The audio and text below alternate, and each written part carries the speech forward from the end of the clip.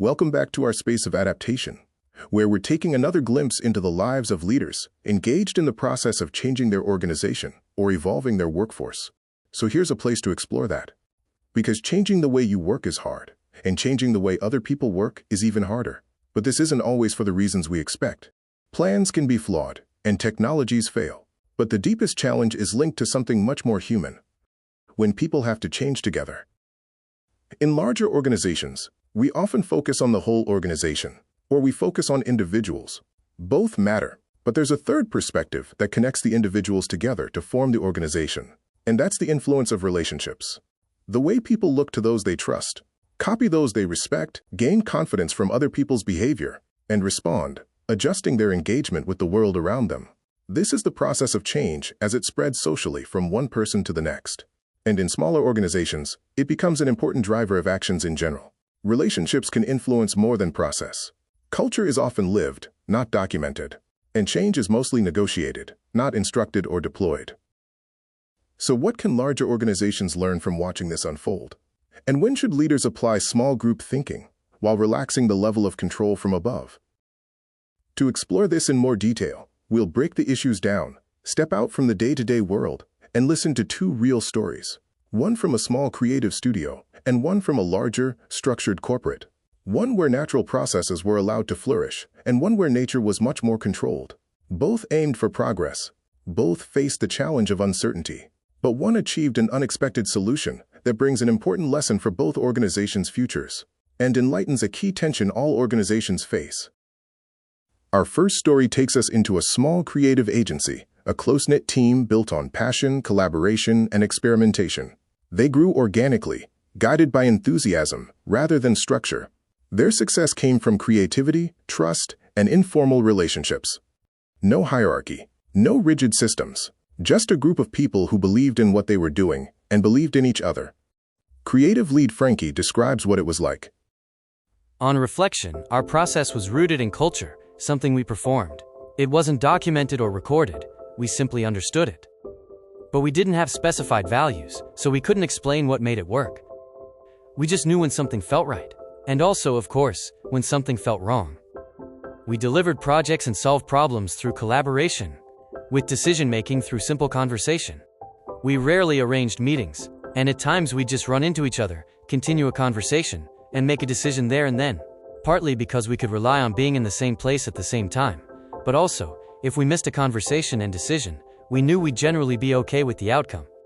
We were just a group of people tuned into the same things, getting more synchronized as we got to know each other's rhythms. But success brought growth, and with it, complexity. More clients, more responsibility, more risk. Those taking the lead called for structure, clearer roles, stronger systems, better governance, and longer-term planning. New board members joined to help take this next step. They brought discipline, frameworks, and strategic thinking. It was what a larger organization needed, but not what this one wanted. I'd asked for this, and called it progress, but our inspiration and relationships felt under threat. Our sources of success. Suddenly, the energy that had fueled our work felt challenged and constrained. Instead of the trust to act freely, we now had these rules and processes. Where there had been friendship, we now needed professionalism.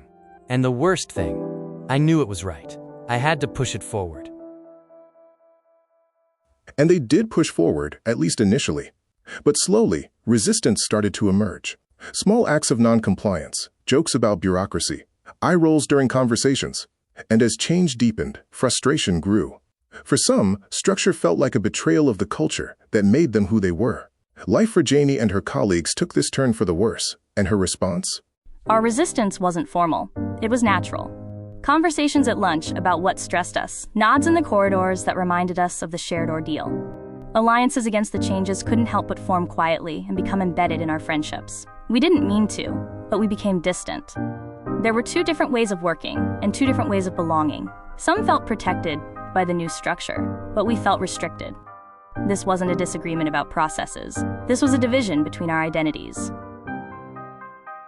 At first, the two groups had no bridge to connect them. No formal change plan, no roadmap, no tools to help find agreement. Instead, change had to be negotiated in real time, through conversation, trust building, and informal influence.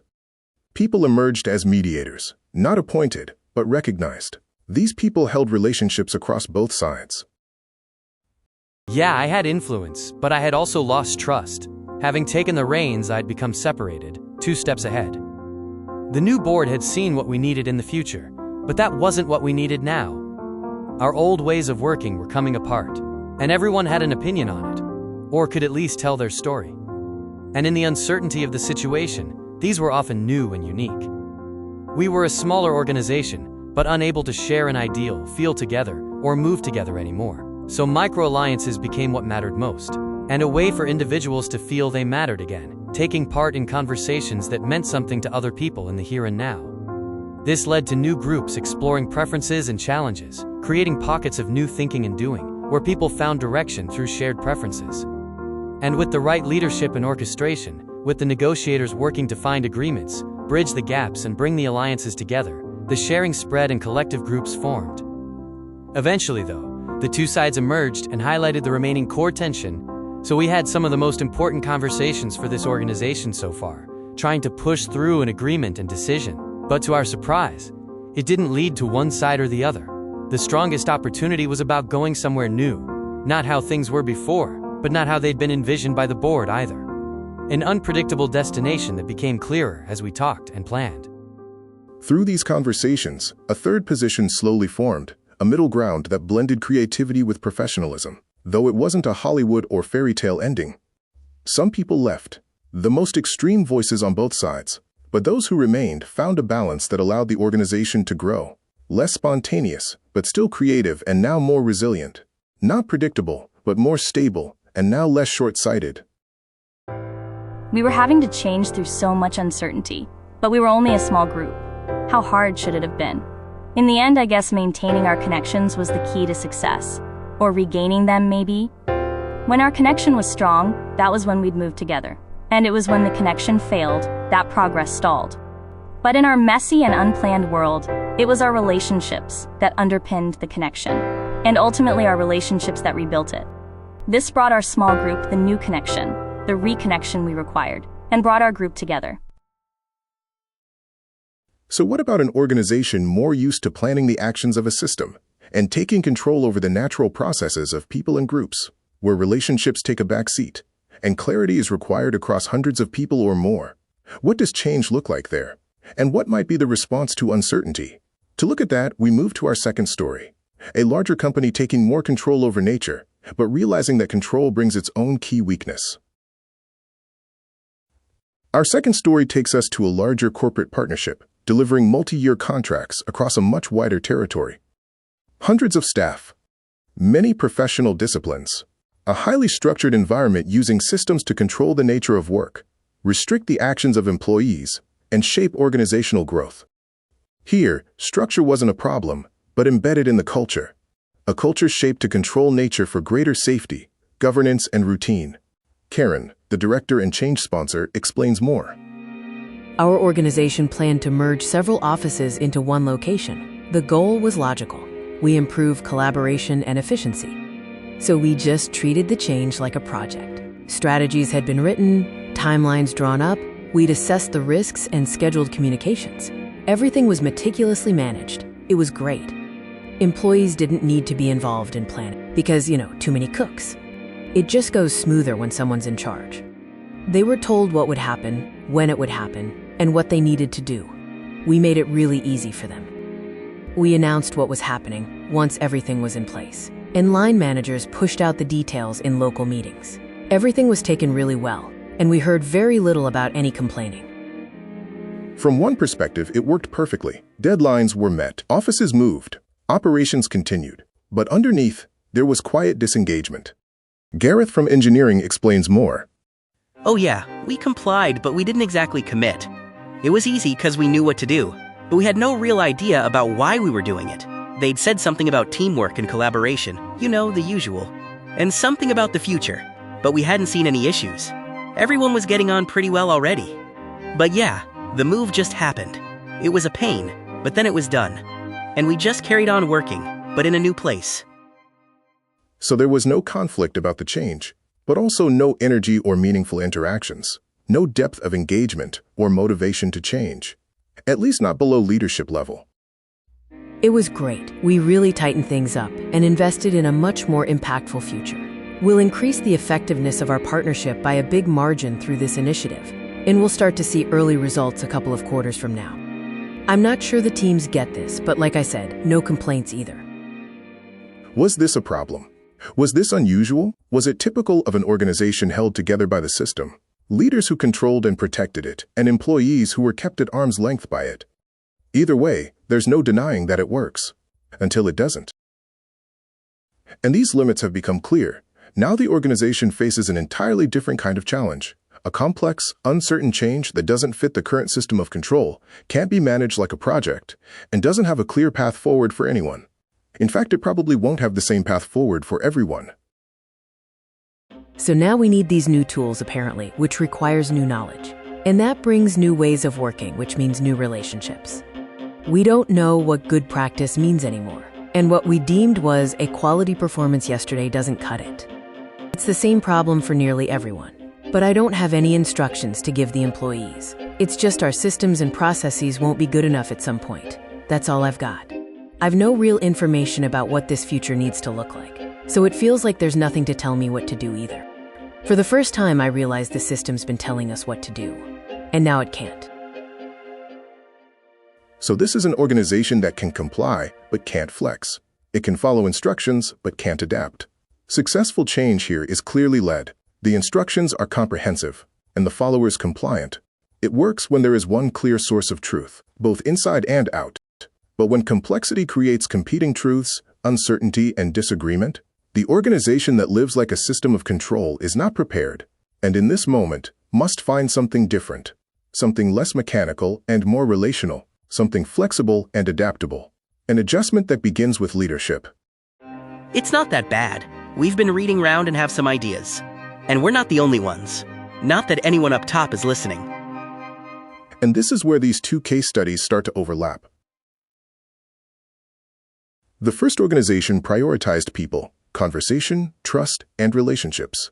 The second prioritized structure, assets, plans, and control. The first had adaptability and energy, but struggled with discipline. The second had safety and instructions, but struggled with flexibility and deep engagement. Both had strengths. Both had weaknesses. And both suggest a simple truth. With predictable change, think centralized instruction. With complex change, think small group sense-making. It's tempting in large organizations to use centralized control for every change. And it works, until it doesn't. It works for predefined office moves, policy updates, new systems, new processes. It fails for innovation, cultural transformation, conflict, system uncertainty, and process ambiguity. Small group thinking becomes critical when organizations are doing things differently through activities like innovation, pilots and experiments, developing new services, or reshaping work and entering new markets. Small groups are also well-placed to deal with people-based challenges, including cultural transformations or conflict, the merging of different teams, and issues around leadership. Finally, when complex or ill-defined problems occur, such as persistent failures, system-wide inefficiencies, or issues with unclear causes, the input of smaller groups of stakeholders can be invaluable. These are situations where the answer cannot be broadcast from the center, where the organization must learn and adapt collectively, where understanding must be built through trustworthy conversation. A large organization is already made up of small groups, teams, projects, departments, local offices. Each functions like a small organization within a large one, with its own microculture, relationships, and trust networks. Leaders can broadcast simple instructions quickly, but complex understanding spreads slowly, through relationships, not announcements. Leaders can't hold deep conversations with hundreds of people, maybe 10 or a handful more, but teams can have those conversations with each other. This is how understanding grows. From individuals, to pairs, to small groups, and finally, to the organization. So how can leaders in any sized organization harness the power of small groups? 1. Map relationships, not just hierarchy. Know who people listen to, not just who they report to. Look for the influence that's happening beyond the boundaries of the organizational chart. 2. Design communication as conversation. Broadcasts deliver information. But it's conversations that develop our shared sense of meaning. Ask, what does this change mean for your teams? And let small groups develop their individual, then shared perspectives. 3. Pair structure with empathy. Systems bring order by connecting assets and things. But relationships bring commitment by connecting people. Use both to build a stable, but also flexible organization. 4. Treat cultural tension as engagement. In the first story, complaints meant people cared. In the second, silence became a place of hidden risk. Complaints aren't necessarily linked to failure, and silence isn't necessarily a form of stability. 5.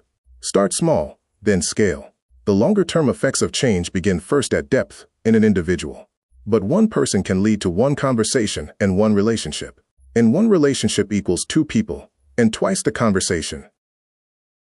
So, with the right implementation, this gives us 5 ways to start working with small groups and a more dynamic workforce. Ask yourself, which relationships cross boundaries in your organization?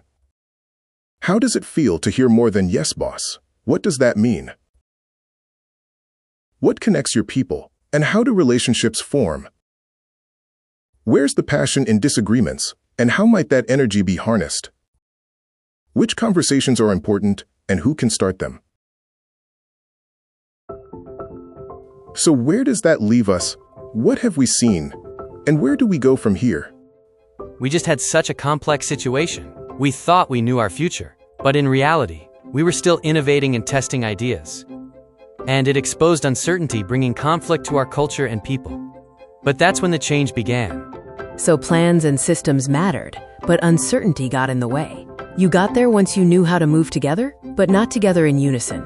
Together as a group of individuals, then individual groups. Yes, but we were used to being one group, like you, only smaller. So the teams suddenly felt separated from leadership and each other, and that challenged us. But I guess being in an ecosystem with other small companies meant we knew how to connect small groups. So we applied our external thinking, internally, to deal with our separation. So in an ecosystem of SMEs, when you don't have shared structure or central control, it's the relationships that matter? I've seen similar outside my company, in day-to-day activities. But for that way of life to become our way of working, that's a big shift for one difficult phase. If we build those relationships, communication channels, and behaviors, we'll need to invest and apply them for other purposes. Anyway, that's something for me to think about. Yeah, shape something with long-term value. Create the place your future change already lives. Well, I'm not quite sure what that means, but it may well become clear, so thank you. And with that, we'll sign off for this chapter, reflecting on what we've seen and where we're going. New challenges, fresh in the minds of leaders and teams. New plans and actions for adaptation, new building blocks for shaping effective organizations, and new ways to contribute improvements to services, society, and the people most important to us.